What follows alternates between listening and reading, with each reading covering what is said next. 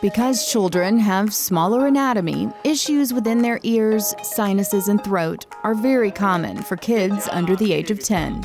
The shape of the patient's nose, sinonasal cavity, and the connection between the ears, and that ventilation system in some kids just doesn't work as well as others, and it leads them to recurrent otitis media, or what we call inner ear infections. Reoccurring ear infections can lead to pain, difficulty hearing, and speech delay.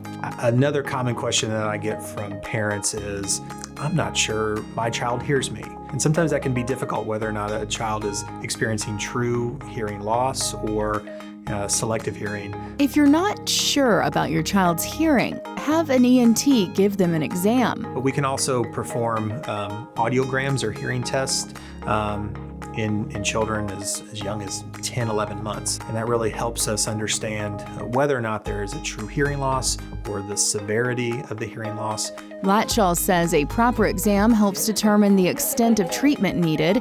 Sometimes that requires surgery or hearing aids. If your child is having chronic ear infections, meaning 5 or more in 6 months, they would benefit from the placement of ear tubes. Or we call them ventilation tubes, which allows us to treat the ear infections directly using eardrops instead of antibiotics that the child has to take by mouth. A small incision is made in what's called the tympanic membrane, or the eardrum, in a small, usually plastic tube that has an even smaller hole is placed in that incision, and it helps with the health of the inner ear, and it also allows us to be able to treat ear infections with eardrops. Depending on the type of tube used, they usually stay in place for 12 months. Some children will need multiple sets. But if we do have to go to the operating room and do a procedure, it's usually done with very low risk, and there's a lot of benefit from it.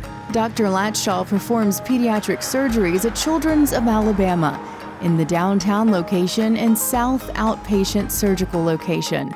Learn more about Dr. Latshaw and his practice by visiting medicalwesthospital.org. In Bessemer, Lillian Lalo, CBS 42, Living Local.